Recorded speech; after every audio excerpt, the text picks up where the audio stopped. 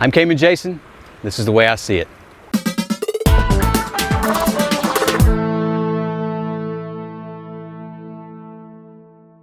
Welcome to the west side of Grand Cayman. Today we're going to be rolling off the boat on a dive site called Easy Street. Now what I want to show you guys today is something a little bit different, and I don't often do this. Today we're going to be shooting with the sun directly overhead. It's basically high noon down here in the Cayman Islands. We've got some really harsh light, and I want to show you guys some different ways to take advantage of this harsh light. So when you're ready to go, let's jump in the water and check out Easy Street.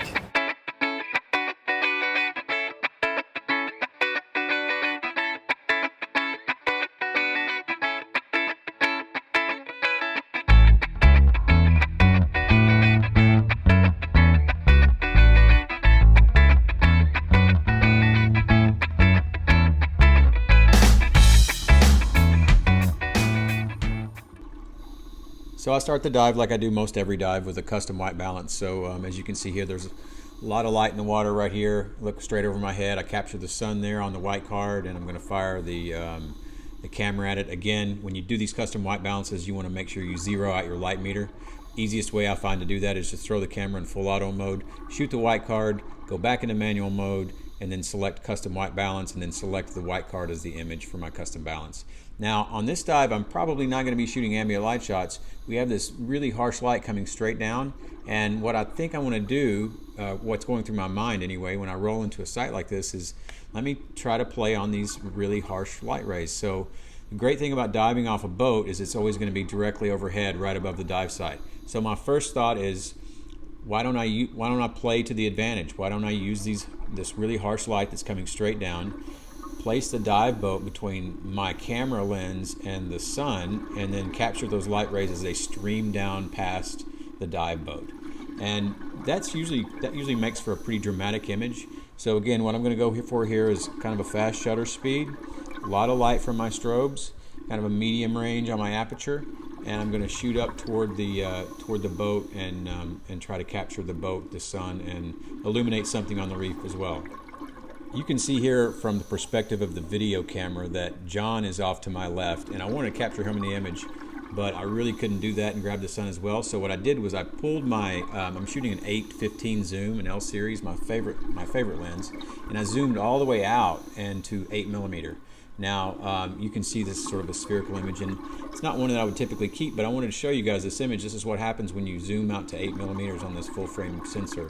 And I was able to grab John in the left side of the image over there. You can just see him past that colorful sponge, and I've got the boat up top, and I've got the light rays streaming down past the boat, and this is a pretty interesting image. Now if you want to use an image like this, it's best to remove the port shade from your dome port. As you can see in the top and the bottom of this image, my port shade is actually in the image. Now had I taken the screws out of that and removed it prior to the dive, I could have shot this and made like quite an interesting image out of it. And I like those types of images. I don't shoot them often because they seem a bit samey after a while, but they're pretty cool. So I switched from that to a vertical, and similar shot, but I zoomed back out to 15mm. So I'm at f9 1/250th, ISO 250. And you can see here I'm using my overpowering the light trick. So I'm firing up toward the sun. I've got the boat. It didn't quite block the sun, but I'm able to illuminate some colorful sponges and whatnot underneath this ledge, and it's not an awesome image, but it's got good tonality, it's got good color. The reef isn't blown out, it's well lit, and we've got these light rays streaming down past the top of the boat. Now I wanted to just make mention of this sunburst at the top of the image. It doesn't look like that when it comes out of camera, and I wanted to show you guys how I got rid of it. So when it comes out of the camera, it looks just like this. So you've got this crazy aqua ring around the sun, and that's how the camera sees it. So what I do is I open it in RAW. I'm just going to go to my hues, and I'm going to just push the slider and the aquas toward the blue. And as you can see, I just got rid of that ring around the sun. And that's all I have to do to clean that image up. And it makes all the difference in the world when you've got that aqua ring around your sun. I think it ruins the image. Now that I've got my camera settings right, I'm basically ready to continue firing. And as you can see from this image, because I didn't change anything in camera, I was ready to go. The camera's already exposed for the sunlight and the reef, and everything's ready. And this little angel swam through the scene, and I didn't capture it head on, and it's not the best image in the world. But I wanted to show you guys that once you've got those camera settings right exactly where you need them, you can just fire away. And if something swims through the scene, you're typically ready, although I say that, but I missed the angelfish swimming into the frame properly. But I wanted to show you that, you know, I didn't change any settings. Here's the next image. I just moved over to a different sponge set. We've got this base sponge here, this blue glassy sponge, and the boat up top in the sun. And I love the light rays breaking through across the top of the dive boat there. And you get that type of shot from this high noon harsh light. And I think it's beautiful, and this is probably one of my favorite times to use this style of photography, this style of overpowering the ambient light, adding a lot of fill light with the camera in flash mode. I think this is a good representation of how best to make great images in this type of harsh light. As much as I would like to have just sat down there and shot up, you know, at colorful sponges, colorful soft corals with the boat between myself and the sun, that's really not helpful for you guys. So I wanted to find something else I could shoot to show you guys how I might use the sun in this type of harsh light. And so I came across this gorgonian, and this one happened to have a trumpet fish hiding right there in the center of it. I was kind of hoping that the trumpet fish might come out and pose for me a little bit, but he didn't, so he gets a little bit lost in the image.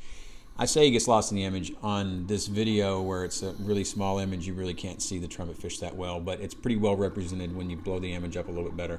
So what I've done is I've framed this gorgonian with the sun behind it. And this is, so I don't have the sun or the light rays breaking through the dive boat, but this is another great way to use the sun. So you can just see that I've got it right along the edge of the top of this gorgonian.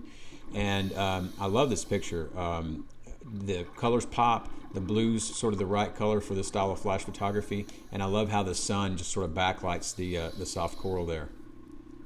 Another technique I like to use during this harsh light is when I'm trying to play on the sunlight coming straight down, oftentimes what I'll do is I'll put a diver there. So I'll try to get the diver well above me, and then I'll search for a subject to shoot to light with the strobes above me there. So what I did was I asked John to move over with the GH5. So as you can see from the video, he's looking down on me there. He's rolling video on me, and I've got him just underneath the sun. Ideally, I probably should have gotten him up a little bit higher, but I cropped this image using the rule of thirds, so he's in that top left-hand third crosshair quadrant.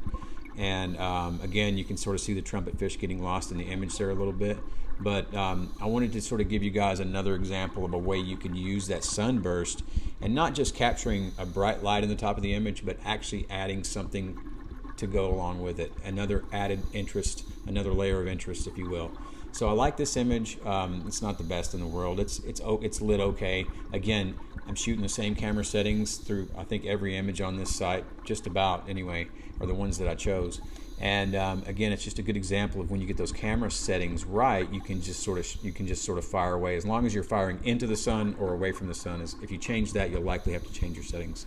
So I want to show you guys one of my tips that I used while I'm at home, not necessarily on the dive boat, but when I'm at home and I'm rinsing my gear down at the end of the day, and I want to make sure that I've got all my all the dust and the dirt out of all the O-rings and all the little nooks and crannies on my camera housing. And I also use this technique when I'm putting it together to make sure that it's going to be sealed up safely and it's not going to flood. And on a separate note, for those of you who have dogs or cats, this is super important. Now, when you open up your housing, you're always going to get a little bit of sand or a little bit of something in these areas where the O-rings are held.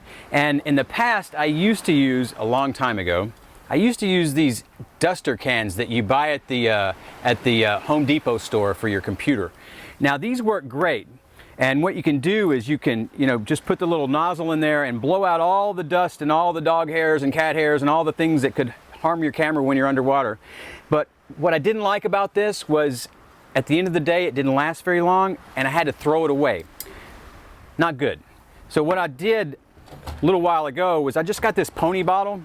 It says nitrox on it, not nitrox. And I fill this with air, and if you've got accessibility to an air compressor, a local dive shop, or a local fire station where they can fill this bottle for you, this makes all the difference in the world.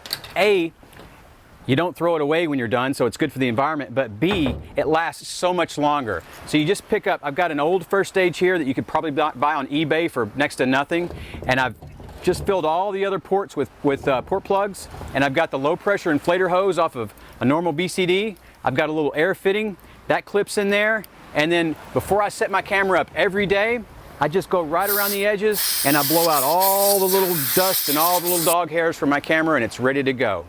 I hope you guys picked up a few pointers there. Please don't forget to like and subscribe. Follow me on Instagram. I'm Cayman Jason. This is the way I see it.